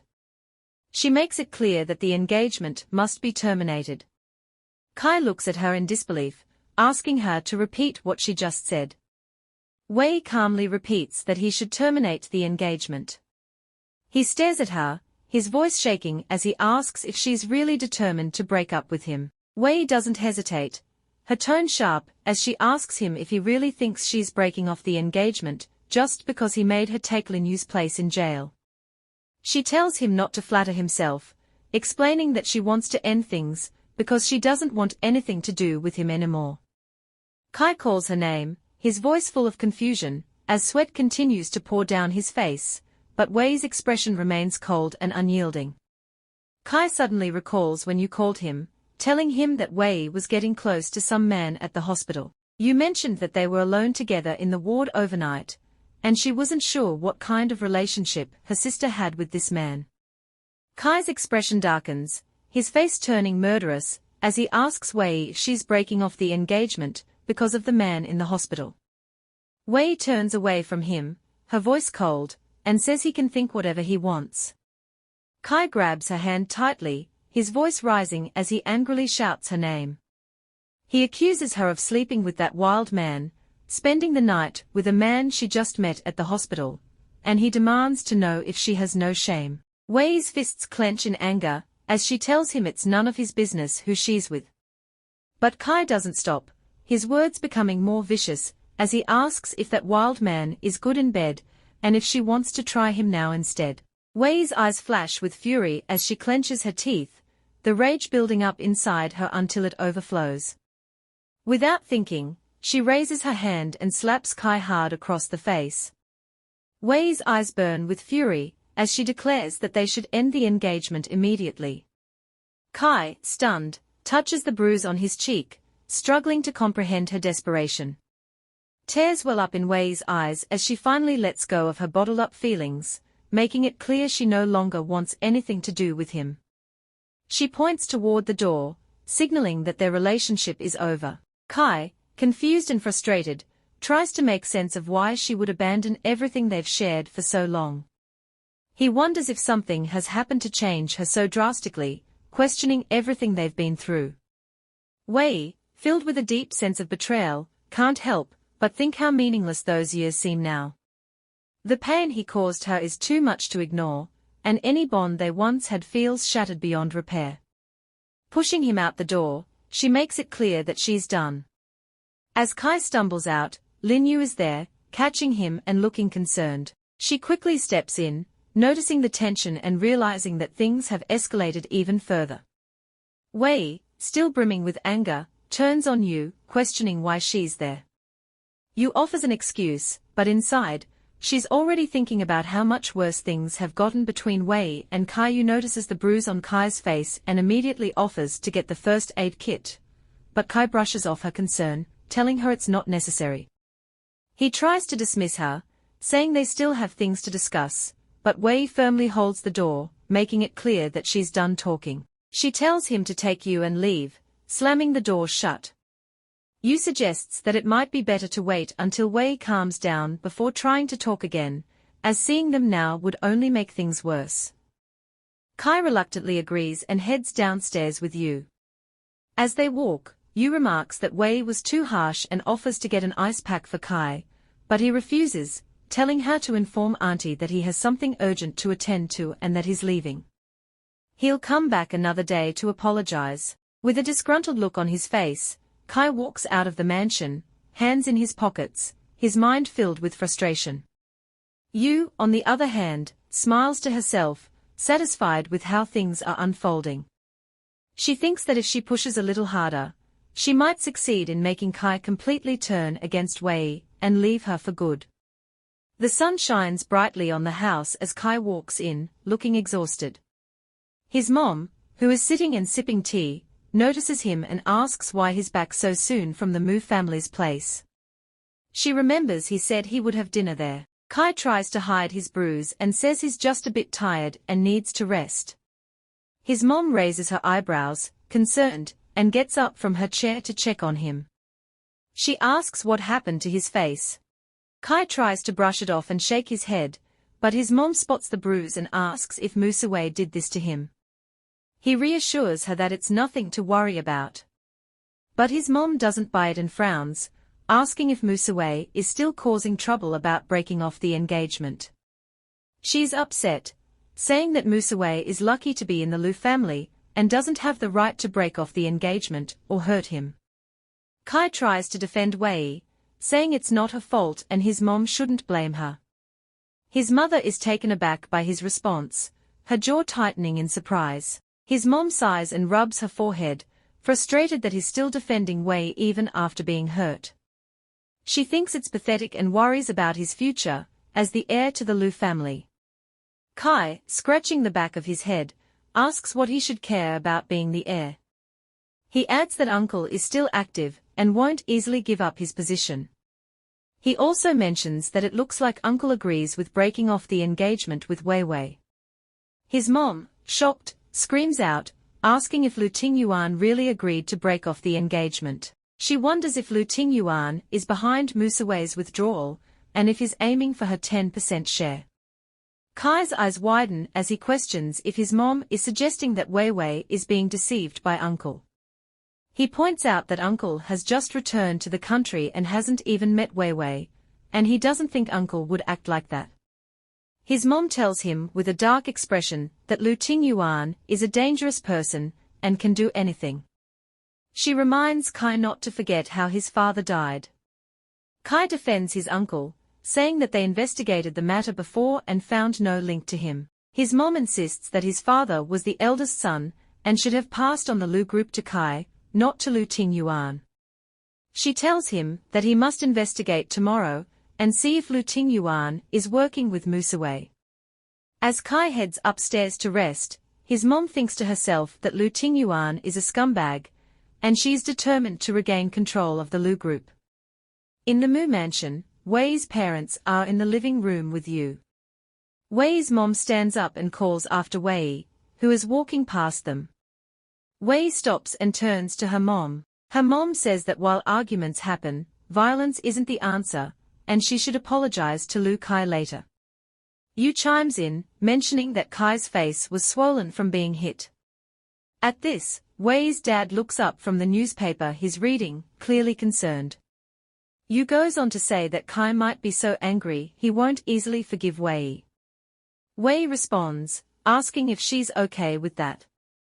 Yu clings to her adoptive dad and says that Wei is worried Auntie Sheng will find out about Kai being hit, which could hurt the relationship between the families. Her dad glares at Yu and tells her to stop being so sarcastic. He agrees with her mom that if there's an issue, Wei should talk to Lukai properly and apologize for hitting him. Wei opens the door and says she will talk to him. As she heads out, she thinks about her appointment with the detective today and plans to make sure he investigates Linu. Meanwhile, a man with dark hair is running on the pavement, holding a phone to his ear. He complains about how dealing with emotionally unstable clients is his biggest fear. He asks where the person on the other end of the line went and stresses that there's no need to commit suicide over a case of infidelity. He quickly texts the woman he's been speaking to, telling her not to do anything drastic, and just kick the cheating husband out of the house. He thinks to himself that she's not picking up the phone. Finally, he answers and says, "Hello. Miss Mu, I have something going on and might be a bit late for our meeting." On the other end, Wei replies that it's okay and that she just arrived. In front of Wei, a woman in a black coat walks into the street with tears in her eyes. People in the crowd start shouting, "Be careful. It's a red light, turn back." The noise distracts Wei from her phone call, and she looks up to see the woman walking directly into the path of an incoming truck. The truck driver panics, slamming on the brakes and swerving the truck to avoid her. Seeing this, Wei quickly rushes forward and pulls the woman out of the street. They both fall to the ground, safely away from the truck. Wei yells at the woman, upset and confused, asking why she would try to run into traffic. The woman, sobbing, clings to Wei and says she wanted to die, feeling it's better than being saved. Wei realizes with shock that the woman might be attempting suicide. Meanwhile, the dark-haired man pushes through the crowd, visibly distressed, and recognizes Wei. Later, in the park, Wei and the woman sit on a bench. The dark-haired man brings them coffee and thanks Wei for saving the woman. When Wei asks if they know each other, the man explains that the woman is also his client, revealing that he is the detective she was supposed to meet. The man sighs and hands the woman a cup of coffee, asking if risking her life for him is really worth it. The woman's tears flow freely as she explains that they were together for 6 years, and she gave him everything. Not only did he cheat on her, but now he also wants a divorce. Wei tells her that even if she dies, it won't make him sad. It might even make it easier for him to move on. She asks the woman if she's truly okay with that. The woman, shaking, asks how Wei could possibly understand her feelings. She moved in with him despite her parents' objections when he had nothing. She recalls how they shared difficult times, eating instant noodles from a single box. He promised to take care of her for life while crying. She stuck by him through tough times, and now that things are finally improving, he wants to leave her for a younger, prettier woman. Wei thinks for a moment and says she does understand, because she has a friend who went through something similar. Her friend didn't meet her husband as an adult, they grew up together from childhood.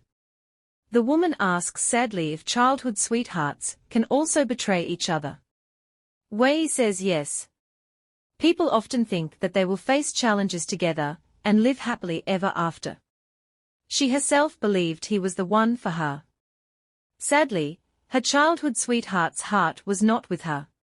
She made cakes for him and delivered his lunchbox in the rain, but his heart belonged to another woman. She was even ready to go to jail for both him and that woman, just because he asked. Her world seemed to revolve around meeting his needs. The woman looks shocked and asks if Wei's friend was really so foolish to do all that for a man. Wei laughs and says that, yes, her friend was foolish. But attempting suicide for a cheating husband is another kind of foolishness too. The woman blushes and decides she won't go to jail for the mistress, she'll go straight to confront them and settle the score. She then asks Wei what happened next. Did her friend see the true nature of the scumbag and break up with him? Wei hides a smile behind her coffee cup as she sips it and says no, they actually got married. The woman is shocked and says, what? She knew how badly that scumbag treated her, and she still wanted to marry him. Is she crazy? Wei explains that her friend knew, but chose to believe in him and love him. She thought that if she loved him enough, she could change him. In the end, she paid a heavy price with a broken home, injuries, and no place to go. The woman covers her mouth and asks how this could happen. How could her childhood sweetheart be so cruel? Wei says that while her childhood sweetheart wasn't entirely to blame, if her friend had stayed clear-headed and not let her emotions blind her, the outcome might have been very different. Wei then adds that life's key lies in the choices you make. Each decision can lead you down a different path. The woman says this is true, but Wei continues, quoting Balmorn, I came into this world to see the sun. She explains that everyone has the right to pursue their own happy and fulfilling life. She tells the woman that she might have made mistakes and taken wrong turns in the past, but now she has a fresh chance to start over. The detective tells the woman that if she chooses to end her life, the scumbag will happily enjoy the assets she worked hard for, along with his mistress. He asks if she really wants to see them succeed. The woman angrily says she doesn't want that at all. The detective agrees and tells her not to worry. He'll gather all the evidence of her husband's cheating and recommend a top divorce lawyer. They'll make sure he doesn't get away with anything, not even a pair of underwear in the end. Wei laughs, and the woman smiles softly, thanking the detective. She says goodbye to both Wei and the detective and leaves. The detective turns to Wei and thanks her for today, saying he didn't expect her to be so good at comforting people. Wei responds that comforting is just a temporary fix. What really matters is having the courage and determination to face one's problems. The detective thinks to himself about Wei. He wonders if the story she told about her friend is very similar to what he's been looking into about her. From her expression, it seems like the story is true, not just made up. Wei says that she came to see him today because she needs his help to investigate someone. She explains that it's her sister, Linu. Ting Yuan is dressed in a suit, standing with his hand in his pocket, as he looks out at the city with the sunset in the background. He's holding a phone to his ear and hums in response. He asks the person on the other end what they've found out about the person she mentioned. The detective on the other side says that he has checked all of her classmates and relatives, but there's nothing so far. From the way she talks, it seems like she's really close to this woman, which is why she understands her feelings so well. As the detective speaks, he looks through documents in front of him. One of the documents has information about Wei. He notes that, over the past few years, she hasn't had any contact with anyone who's been in prison, which is really strange. Just then, Ting Yuan gets a message from Wei saying she has thought it over, and wants to end her engagement with Lukai. She wants to meet with him to talk about it. This message surprises Ting Yuan. The next day, Ting Yuan tells his bodyguards to let Wei into his office. Wei comes in and addresses him as uncle, asking for his help to break off her engagement with Lukai smoothly. Ting Yuan takes a sip of tea and asks her if she has thought this through. She says yes. He nods and says he understands, so she should tell him what she wants. He wonders if she really knows about the shares and decides to test her. Wei starts to sweat and looks confused. Ting Yuan tells her that the Lu Group is ready to buy the assets in her name. Wei replies that she doesn't have any assets under her name and asks what he means. Ting Yuan offers her 100 million, thinking to himself that this amount is less than the value of her shares. He figures that if she wants to end the engagement because of the shares, she will definitely refuse this offer. Wei asks Ting Yuan if he's joking about the 100 million. She says she's not worth that much and wonders what she's saying. Ting Yuan tells her not to underestimate herself, maybe she's worth more. He laughs, then stammers and trails off. Just then, there's a commotion at the door as Kai walks in, followed by one of the guards who shouts that Mr. Lu, young Master Lu, insists on seeing him. Kai calls out to Wei, grabs her hand, and tells her to stop making a scene and come with him.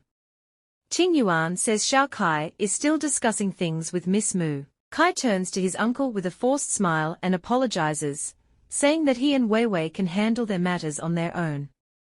He then turns to Wei Wei and insists she gets up. He tells her it's time to leave. Wei tells Kai to let go, and says she has nothing to say to him. She smiles darkly and suggests that they should break off their engagement in front of his uncle. Kai yells at her, telling her she needs to know when to stop. Wei winces from the pain where he's gripping her and tells him to let go.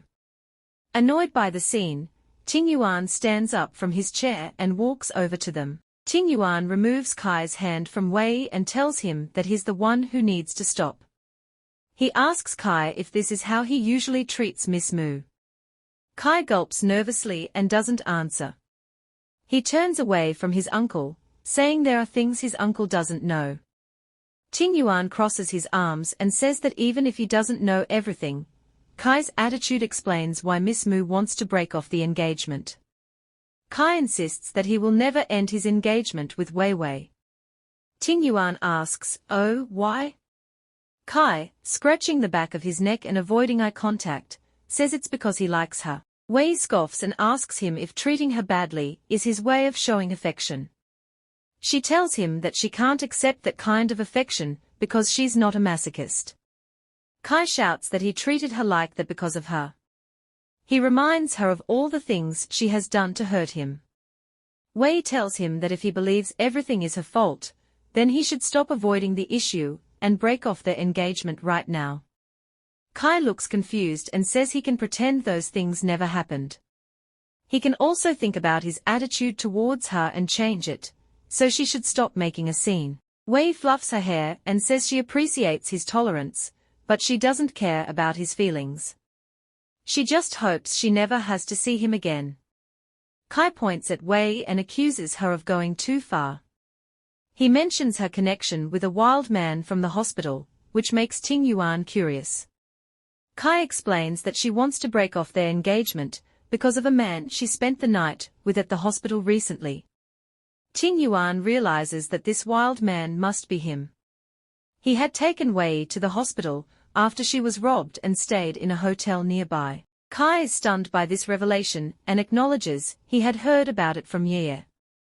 Wei begins to gather her things, and Ting Yuan tells her he will take care of her request and that she can leave. Ting Yuan says he'll talk to his sister-in-law about Wei.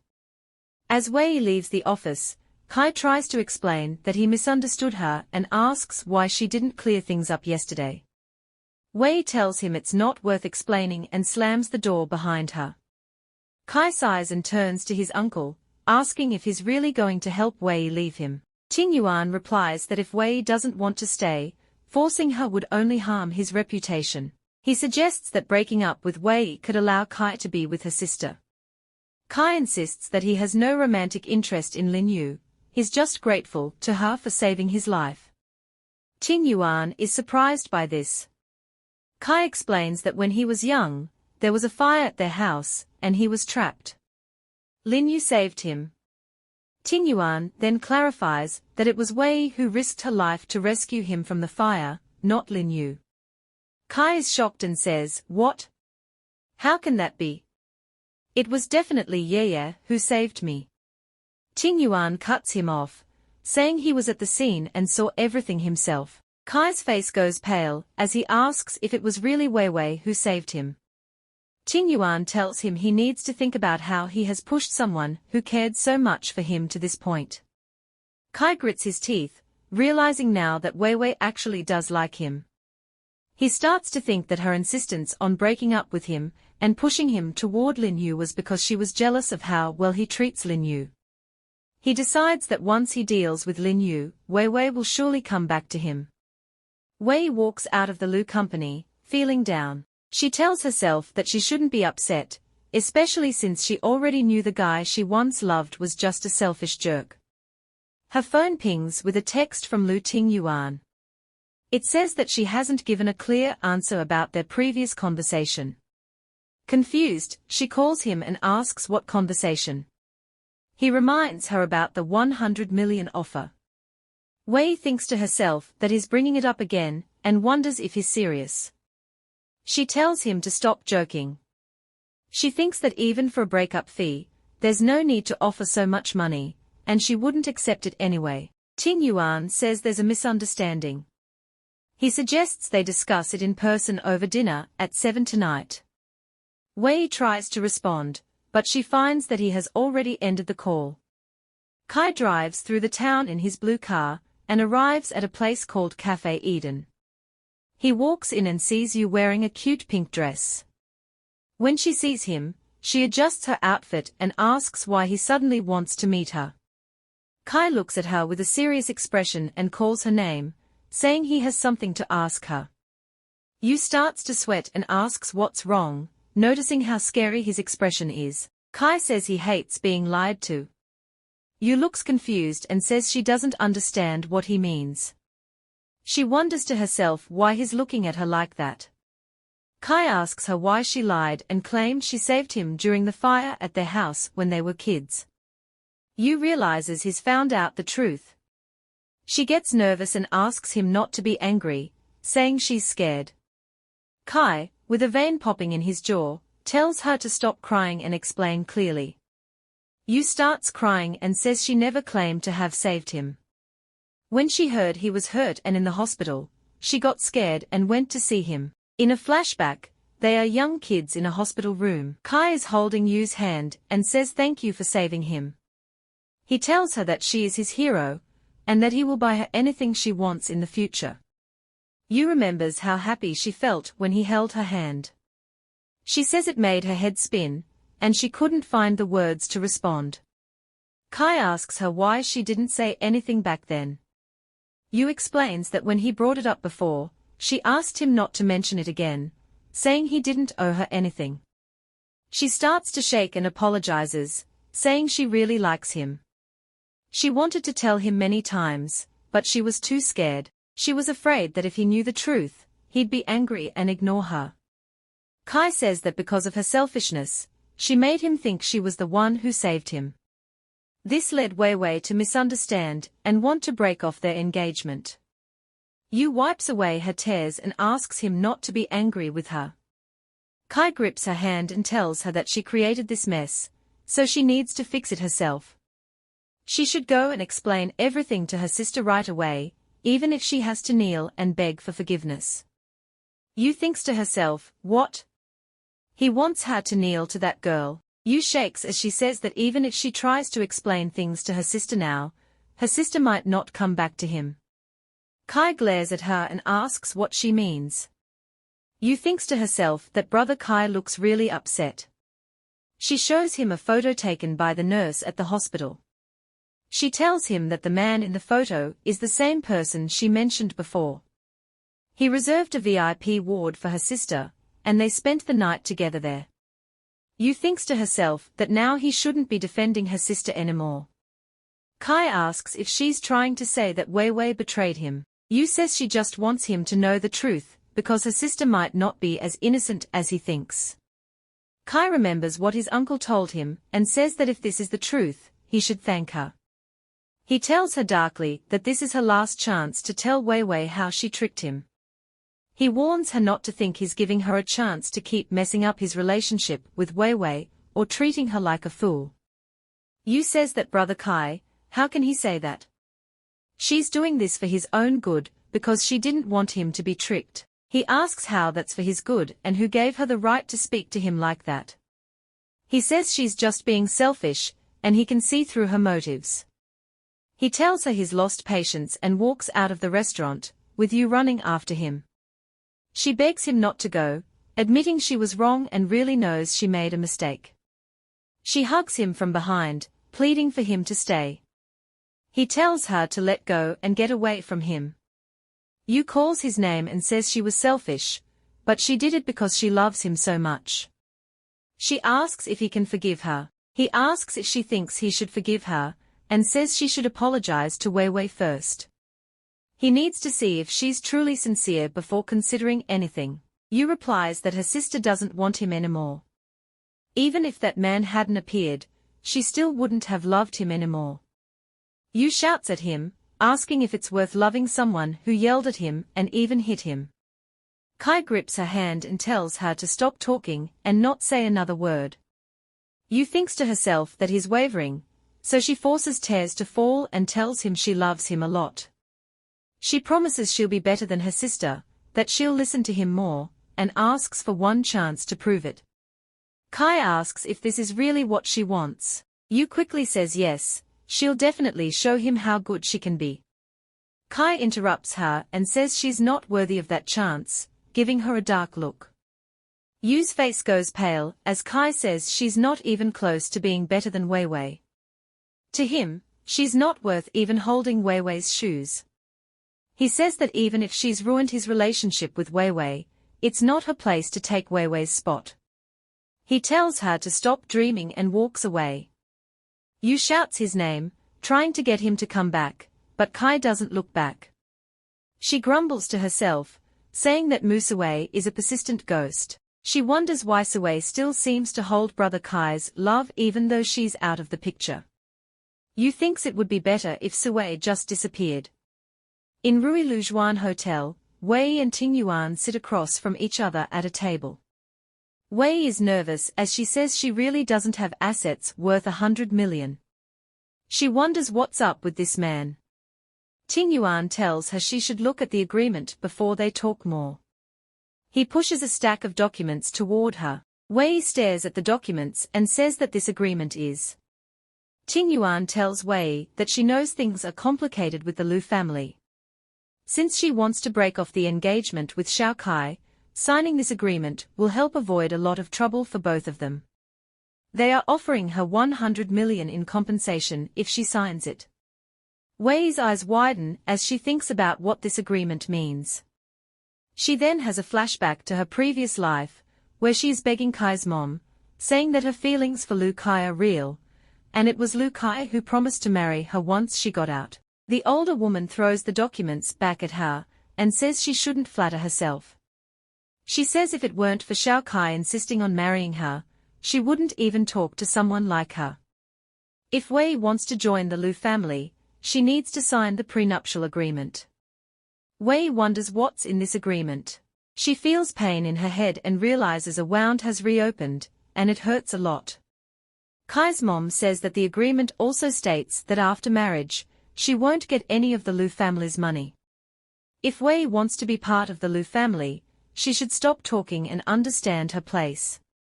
Wei quickly signs the documents. Ting Yuan asks her what's wrong. Is she not happy with the amount? Wei trembles and grips the document tightly, asking why she would be unhappy. The Lu family is so generous, just for breaking off the engagement, they are offering this much money. Since they are treating her like a thief, she feels sorry that he has to negotiate with someone like her. The Lu patriarch is surprised by her words. He calls out her name and asks if she has any objections to the agreement. They can discuss the terms again if she wants. She says there's no need for that, she just needs to sign it. She pushes the documents back to him, grabs her bag, and starts to leave. She tells him he's achieved his goal and hopes he keeps his promise to inform her parents about the cancelled marriage as soon as possible. Ting Yuan calls after her, saying she should come back after dinner. She turns her head and says that from now on, she has no connection with the Lu family and there's no need for them to entertain her. She walks out of the restaurant, trying to hide her tears. Ting Yuan runs his hands through his hair, thinking that she really doesn't seem to know about the shares. He wonders if he has gone too far. Wei gets out of a taxi in front of the Mu mansion. She hears someone call her name and beg her to wait. She turns around and sees Ting Yuan standing behind her. She tells him that she's already signed the agreement and asks if there's anything else he wants. He says that he wants to apologize for the discomfort he caused her and admits that he went too far. She replies sarcastically that with such a sincere apology, how could she refuse it? She says if there's nothing else, she'll go home. He grabs her hand and tells her to wait. He says he knows she's still upset. Besides apologizing for the agreement, he hopes she can give him a chance to explain. He asks if she would mind giving him a few minutes of her time. They go to a nearby cafe. Ting Yuan offers her a chocolate cake and says she must be hungry since she didn't have dinner. She crosses her arms and calls his name, telling him there's no need for politeness, and just to say what he needs to say. He explains that about the agreement, he did scheme against her, and his real goal was to get back her 10% shares in the Lu company. Her face turns pale as she asks what he means by that. She has 10% shares in the Lu company. He explains that he wasn't sure if she knew about the shares, so he offered her 100 million to test her. Although 100 million is a lot of money, it's not enough to buy those shares.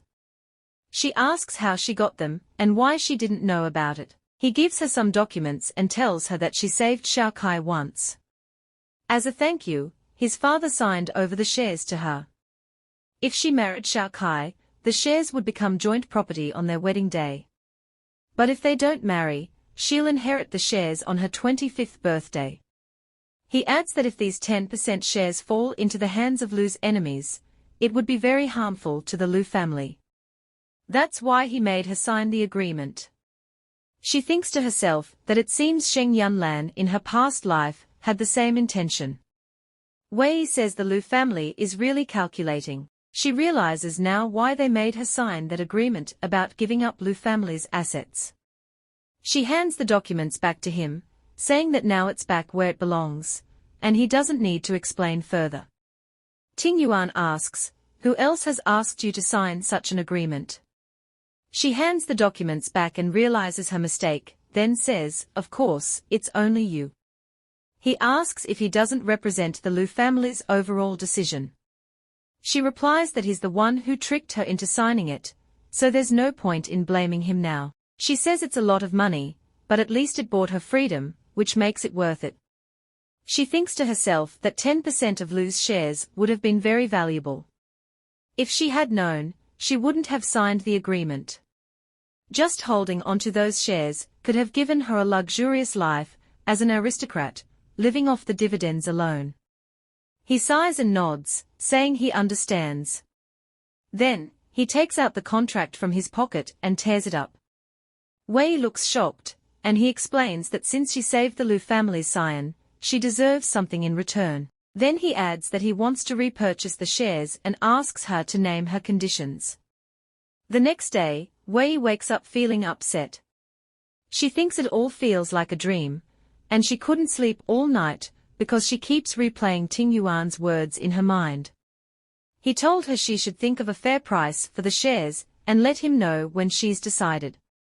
Wei wonders to herself about the 10% of Lu's company. Lu Tingyuan seems genuine, but she's unsure if she should accept his offer. She gets out of bed, puts on her slippers, and walks over to the window. As she looks outside, she remembers how the Lu family has treated her. She thinks to herself that she should definitely accept the offer. After all, she saved Lukai, yet they treated her badly, so she should get some compensation. But she wonders what price to set. Considering the current stock price, it would be a huge amount of money. However, if she asks for too much, even if Lu Tingyuan is okay with it, Kai's mom, Sheng Yunlan, would definitely make trouble. She wonders what kind of conditions would keep her from interfering.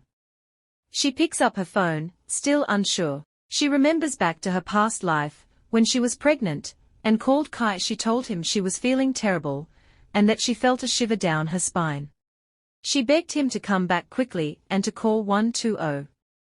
She shakes herself out of the flashback and tells herself that she's too busy with an important contract to think about the past.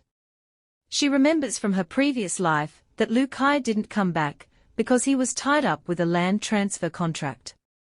The land's value shot up because of government planning and development. But at that time, the land was still in an old, run-down neighborhood. If it's in the same place now.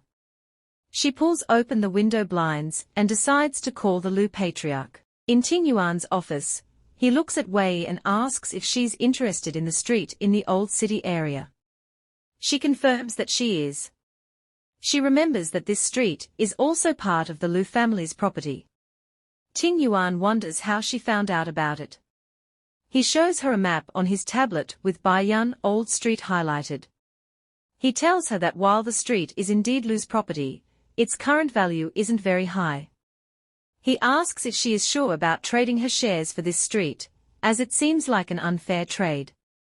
Wei smiles and thanks him for the reminder. She says that owning a street is enough for her, and will secure her future. Tingyuan looks at her like she's crazy, but agrees to proceed with the transfer since she has made her decision. He then hands her 2 contracts, one for the share transfer, and one for the property transfer. He points out where she needs to sign. The blonde man, who is the Lu family's lawyer, joins in and tells Wei that she can take her time to review the contracts and sign them once she's sure. Wei thanks lawyer Xia. Xia explains that after signing, someone needs to show her the property and explain each location. The Lu patriarch agrees and says that Xia can take her there while he finishes signing some documents. Xia thinks to himself that he always ends up running errands and not doing his actual lawyer work. He suggests that it would be better for Mr. Lu to go in person since he owns the properties and knows the street better. Tingyuan glares at Xia and says he will go with Wei. The lawyer asks if he really means it, as he was only making a suggestion.